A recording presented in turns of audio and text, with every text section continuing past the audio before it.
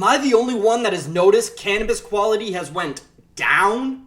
So what we are seeing ever since legalization, we have seen the quality of cannabis has definitely not went up. It's more likely that it went completely down across the board. Why is this? So what is very noticeable is there's so much more weed in the world right now than there ever has been. If I'm not mistaken, last year or maybe this year was the biggest year of consumption. It was even higher level of consumption of cannabis than alcohol. This is a crazy statistic. I don't know if this is true or false, but if this is true, what we can see from this stat is that there was plenty of weed to be smoked, and this depletes the quality. This takes away the quality when you are growing massive amounts of cannabis at once. It is going to mean that each plant is going to get a lot less love. Of course, we could say that someone could be spending a good amount of time with each plant and just putting their whole day to it, or maybe they have a whole team where each person is putting a lot of time into each plant.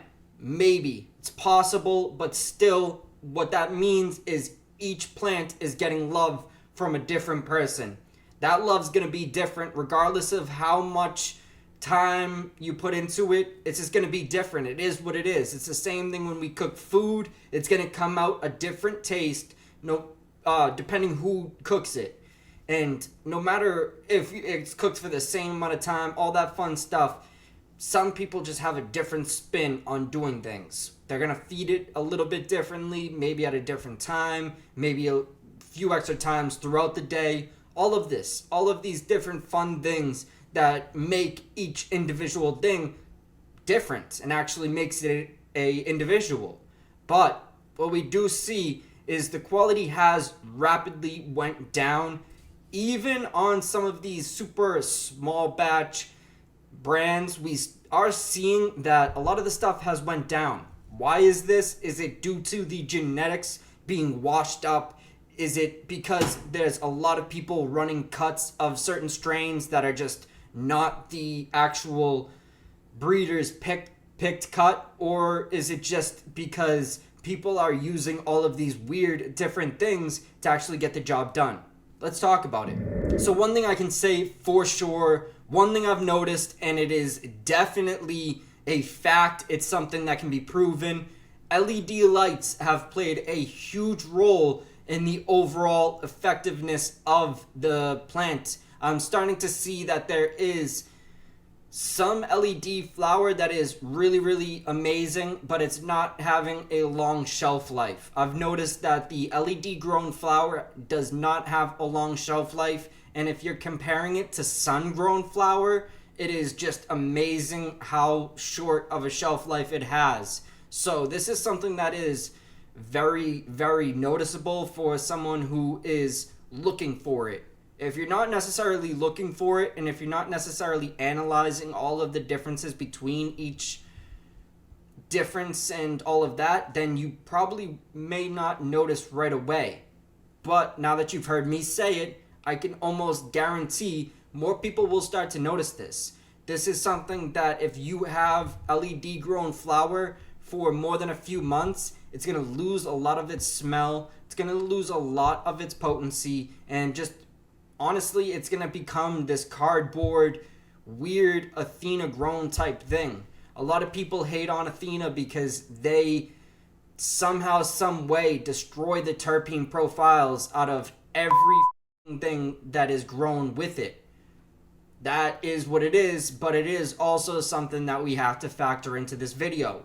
Athena could be playing a huge role, or just salts in general. The salts that people are feeding their plants nowadays aren't healthy. It's not stuff that you could even eat if you were trying to test it out and take a sample just to drink. You're not going to be able to drink it and have a positive result.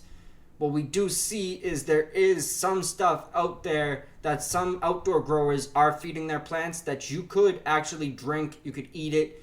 It is what it is. But that stuff isn't going to taste good. It is what it is, you know?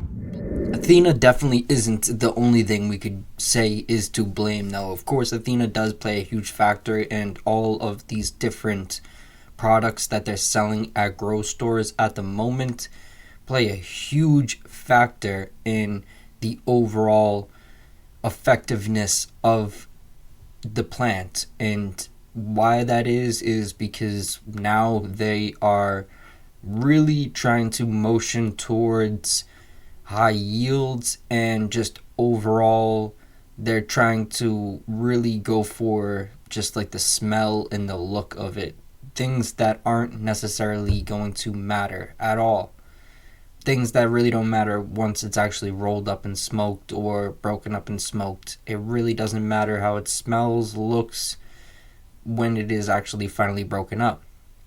What matters is the potency and the taste of it, of course. These things are very much lacking in a lot of the flower nowadays due to the fact that they aren't motioning towards that. They aren't trying to have products that are bettering that, because obviously there's a lot more money in higher yields, and I think that's what the legal market wants. The legal market wants to make as much as it can off of the plant, and that's why there's been a huge reduction in quality. A lot of people are looking at strains like Sour Diesel and they don't see it around anymore, or at least the real one.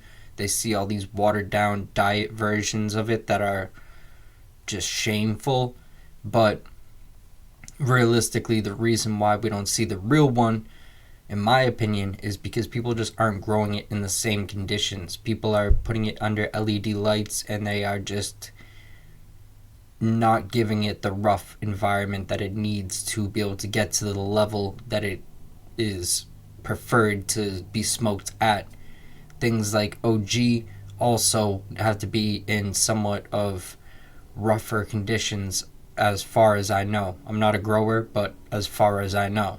With this said, though, of course, in my opinion, I think that the quality has went down a lot. We do see some really, really high level stuff still, but obviously just the overwhelming amount of stuff on the market makes it so you're gonna have to fish through a lot of trash to actually find something that is clean and worth it to actually smoke. So this is a very interesting time for cannabis.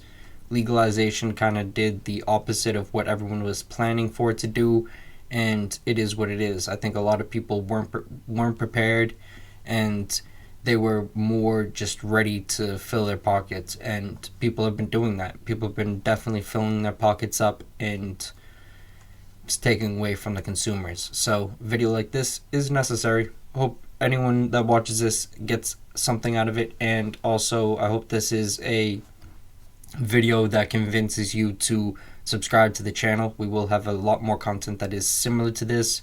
Also, we'll be doing a lot more stuff that is documentary styled, interview style, and stuff along those lines. So there's going to be a lot of fun stuff that is cannabis related. Also, there's going to be a lot of fun stuff that is similar in a different way, but it's also going to be really interesting for the people. So much love and respect to anyone that checks it out.